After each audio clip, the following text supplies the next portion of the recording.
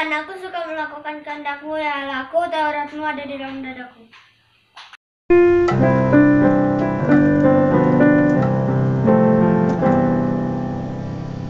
Selamat pagi Tuhan, Tuhan terima kasih. Tuhanlah pelihara kami setiap hari. Matahari bersinar, bernyanyi, bertambah-tambah indahnya.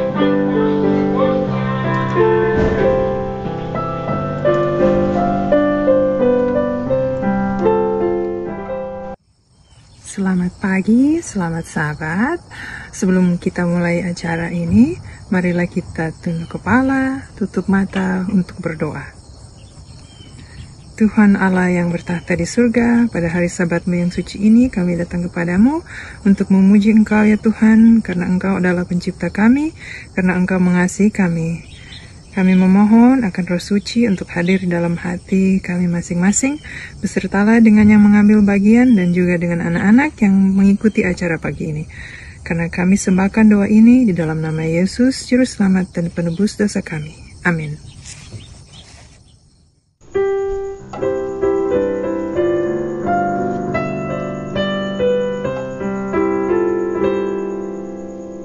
Aku dan kamu sama di mata Tuhan, tak ada yang beda, tak satu pun beda. Aku dan kamu sama di mata Tuhan, karena Tuhan Yesus sayang kita semua. Yang tinggi, yang pendek, yang besar, yang kecil, yang hitam, yang putih, semuanya sama di mata Tuhan. Aku dan kamu sama di mata Tuhan, tak ada yang beda, tak satu pun beda. Aku dan kamu sama di mata Tuhan, karena Tuhan Yesus sayang kita semua.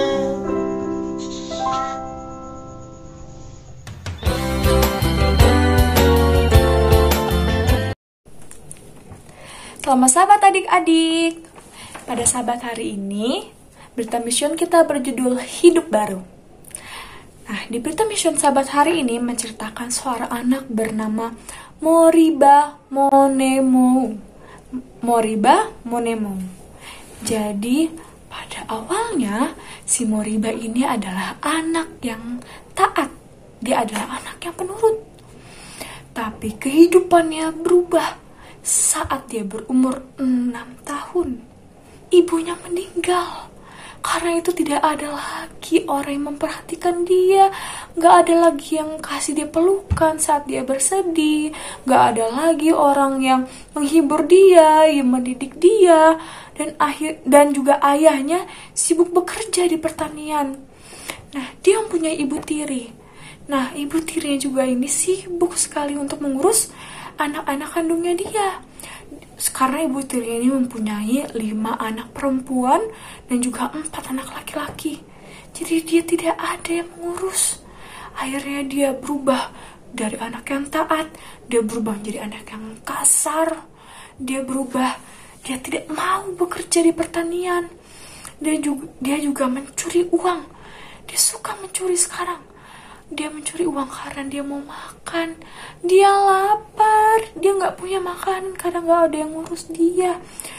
Akhirnya dia mencuri jagung. Dia mencuri kacang dari kebun tetangga. Terus dia jual. Dia jual supaya dia bisa dapat uang. Dan akhirnya dia bisa beli makanan. Terus kalau orang-orang tanya, "Kamu mencuri ya? Kamu mencuri dari kebun saya?" Dia tidak mau mengaku. Dia bilang, "Enggak, saya gak mencuri."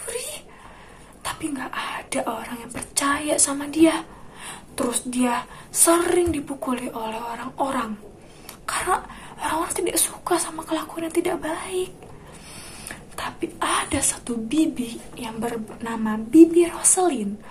Nah, Bibi Roselin ini melihat kasihan sekali si Moriba ini. Dia mengambil si Moriba, dia mengajak si Moriba untuk pindah bersama dengan dia ke ibu kota.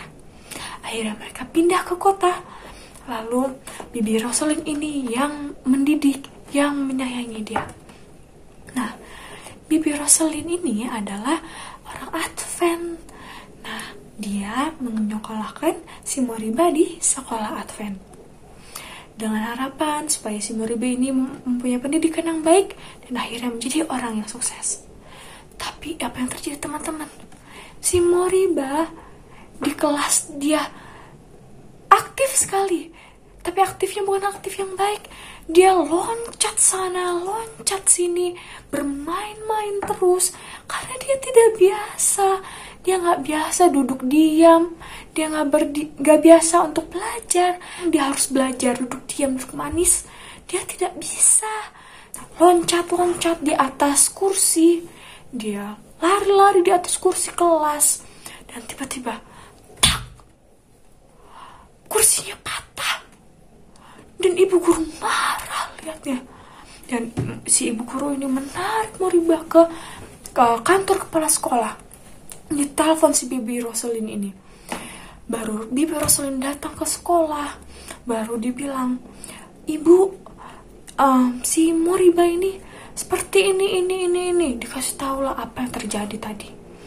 Dan Ibu Roselyn ini dengan sabar, Ibu Roselyn ini bilang, "Maaf ya, kami akan berusaha lagi untuk mendidik Moriba agar menjadi yang lebih baik."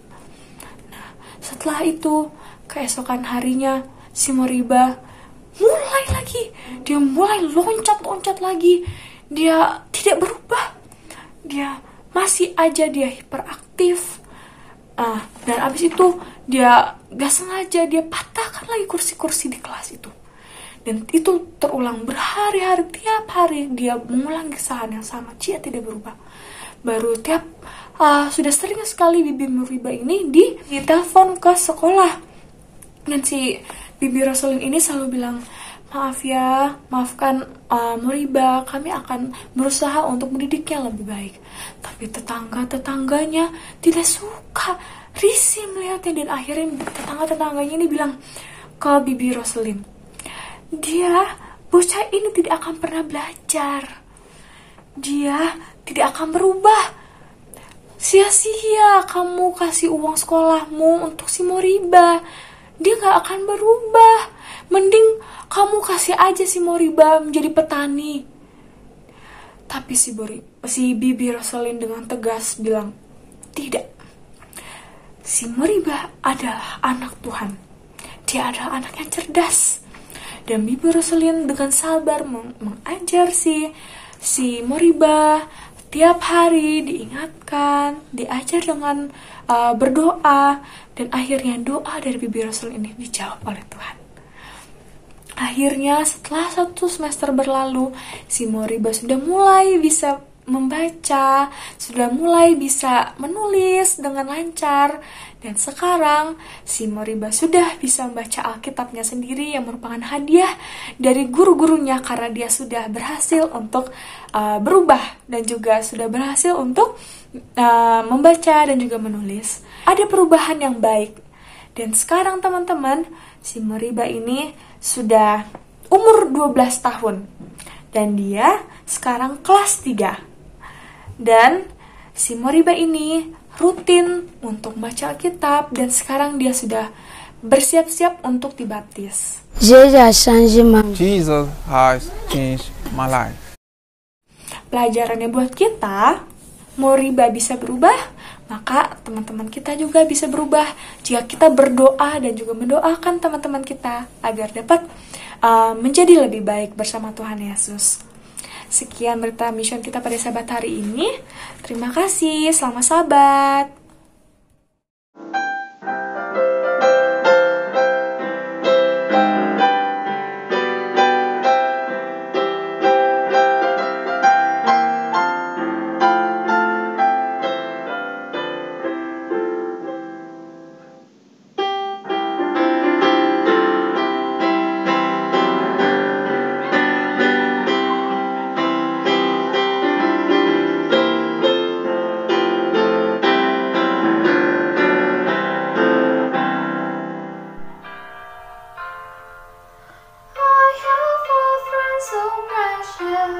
So very dear to me.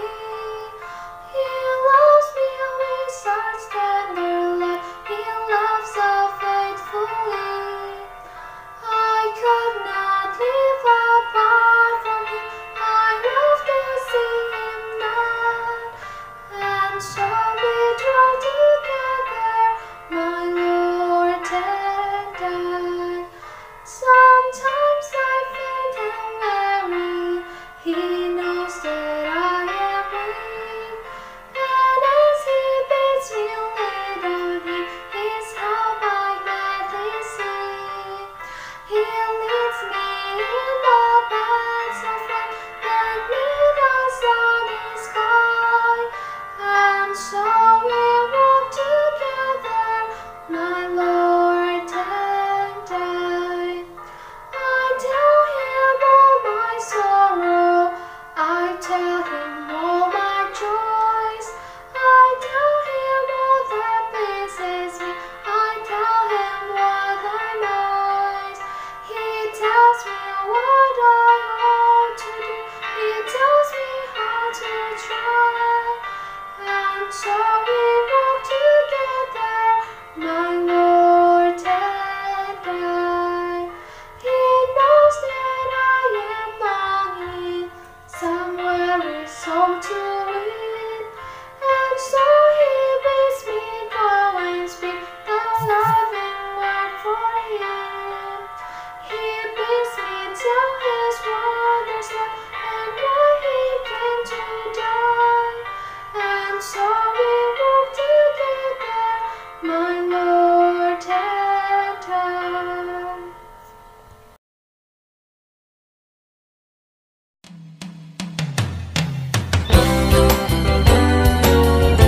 Selamat sahabat adik-adik, selamat jumpa lagi dalam acara Sekolah Sahabat PowerPoint. Dan sebelum kita belajar firman Tuhan, kita berdoa dulu ya. Kita berdoa. Bapa dalam surga, Bapa yang pengasih, terima kasih untuk hari Sabat kami dapat belajar lagi firman Tuhan. Biarlah Engkau memberikan Roh Kudus agar kami boleh mengerti pelajaran ini, menjadi anak-anak Tuhan yang mau memberitakan Injil dan saling mengasihi dan menghormati satu dengan yang lain. Terima kasih Yesus, dalam nama Yesus kami berdoa. Amin.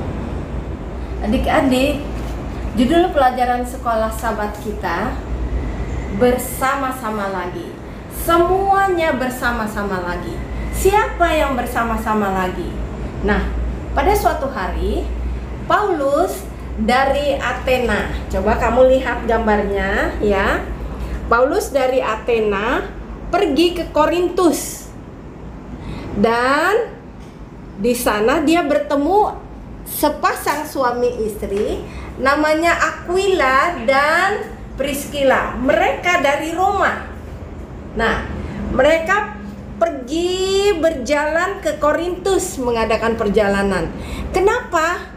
Karena Kaisar Claudius menyuruh semua orang Yahudi harus keluar dari Roma.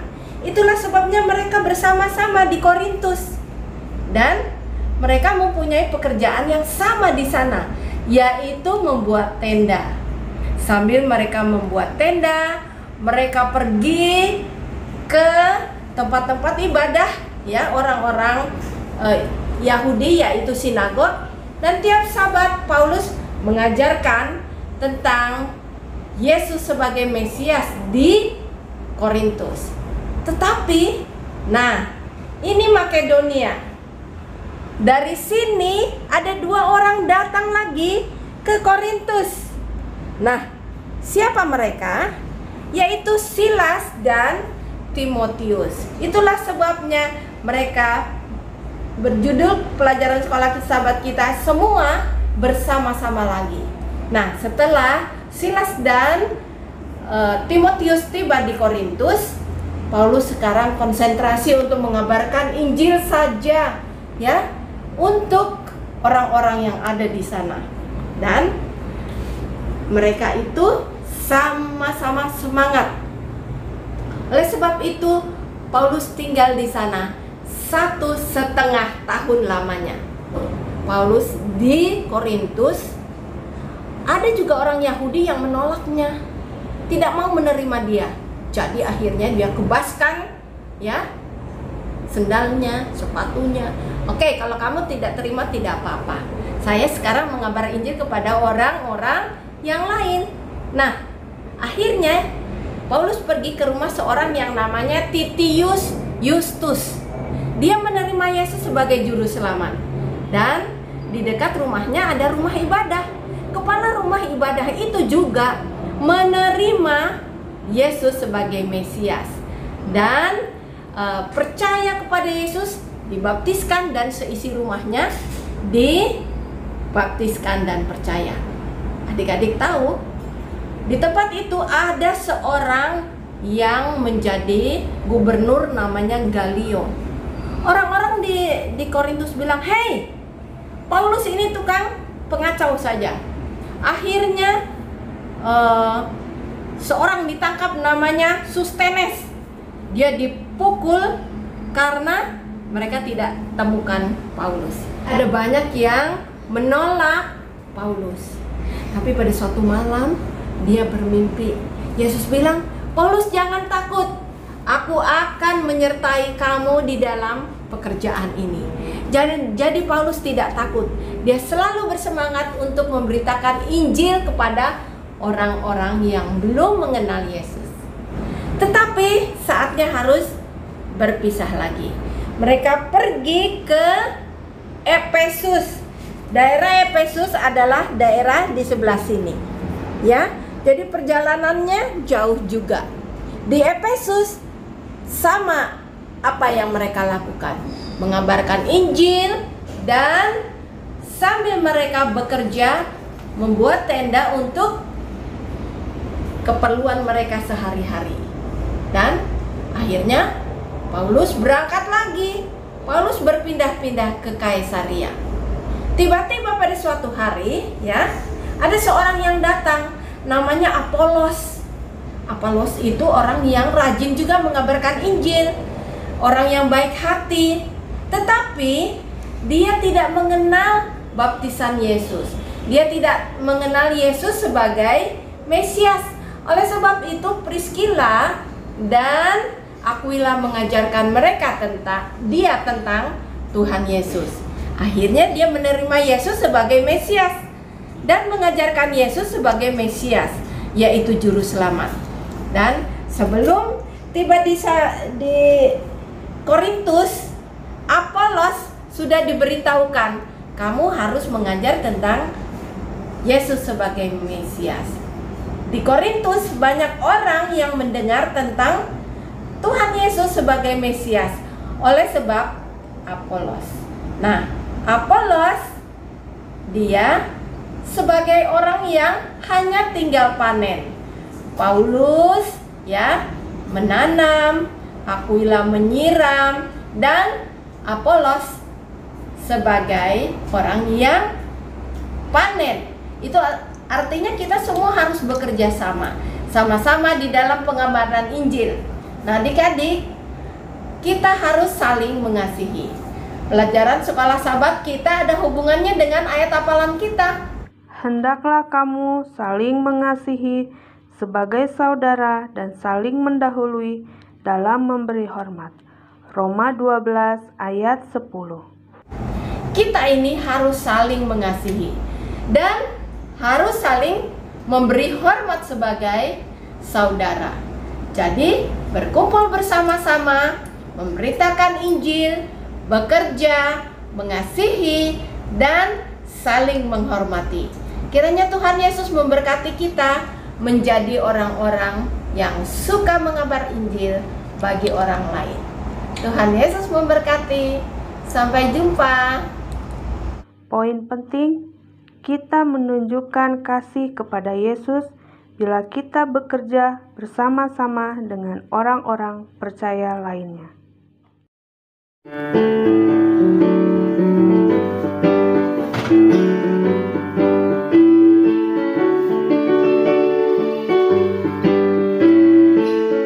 We are His hands to touch the world around.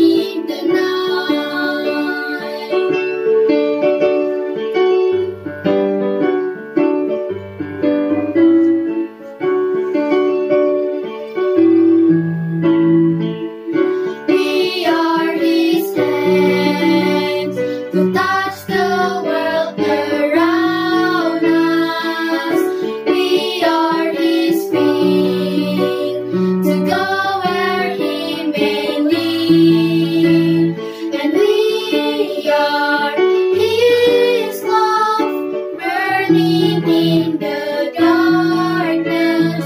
We are His love shining in the night. We are His eyes to see the light in others. We are His voice to tell of His return. And we are His love burning in the darkness.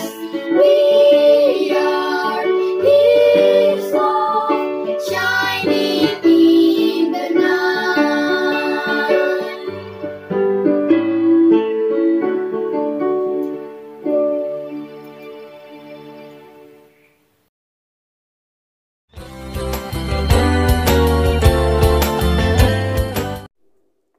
Selamat sahabat adik-adik.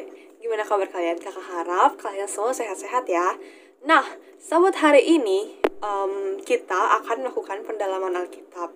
Nah, pendalaman Alkitab ini supaya kalian bisa lebih mengerti tentang pelajaran di sahabat hari ini.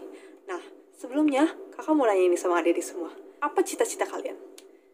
Bagaimana cara kalian supaya kalian bisa mencapai cita-cita kalian itu? Terus ada rintangan yang harus kalian lewatin. Kalian kayak gimana? Apa kalian bakal berhenti di situ aja? Saya memiliki cita-cita yaitu pilot. Cara saya supaya menggapai cita-cita saya yaitu saya harus rajin belajar. Kalau ada rintangan bagi saya tidak boleh pantang menyerah. Saya harus terus berusaha dan belajar untuk menggapai cita-cita saya. Cita-cita saya sebagai desainer mobil. Supaya saya mencapainya, saya belajar rajin. Dan bila ada rintangan, saya berdoa dan tidak menyerah. Cita-cita saya adalah perancang mobil. Bagaimana saya mencapainya? Saya belajar dengan giat. Bagaimana kalau ada rintangan? Saya akan berdoa dan tidak menyerah. Cita-cita saya adalah menjadi accounting. Gimana kalau ada halangan di tengah-tengah? Diselesaikan masalahnya. Gimana kamu capai cita-citanya? Belajar dengan sungguh-sungguh. Apa cita-citamu? Menjadi pemain bola. Bagaimana caramu agar cita-citamu itu dapat terwujud? Rajin berlatih dan terus berusaha. Jika ada rintangan, apakah kamu nggak jadi dalam menggapai cita-citamu itu? Tetap jadi karena saya yakin ingin menggapai cita-cita tersebut. Cita-cita saya menjadi seorang dokter. Cara saya untuk mencapai cita-cita saya, yang pertama berdoa, yang kedua berusaha, yang ketiga belajar. Kalau misalnya ada rintangan, saya tidak akan menyerah, saya akan tetap semangat karena rintangan adalah permulaan dari kesuksesan kita nanti. Cita-cita saya adalah gamer profesional. Terus untuk mencapainya latihan. Terus kalau ada rintangan, cari solusinya. Nah, selain dari hal-hal duniawi yang harus kalian persiapkan, kalian harus berdoa dan berusaha meminta sama Tuhan, minta pertolongan dari Tuhan, minta petunjuk dari Tuhan, apa yang harus kalian lakuin. Nah, poin penting apa sih yang bisa kita dapat dari pelajaran sahabat hari ini? Dibilang kalau misalnya kita menunjukkan kasih kepada Yesus ketika kita bekerja sama dengan semua orang percaya. Jadi untuk mencapai tujuan itu, kalian gak bisa melakukannya sendiri. Ada orang-orang yang menjadi jembatan kalian untuk nyampe ke cita-cita kalian itu.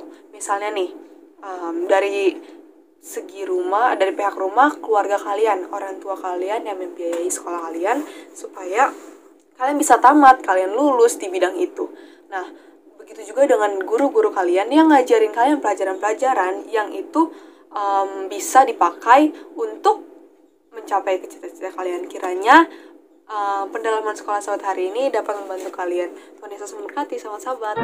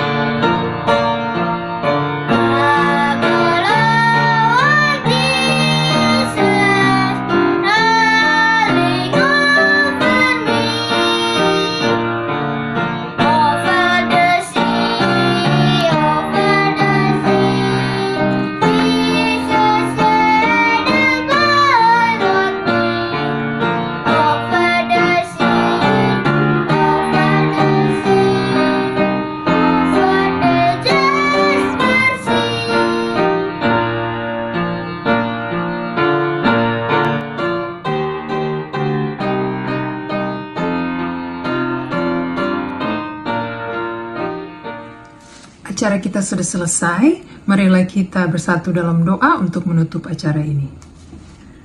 Tuhan Allah kami yang bertahta dalam kerajaan surga, kami mengucap syukur atas berkat-Mu yang sudah dilimpahkan kepada kami masing-masing.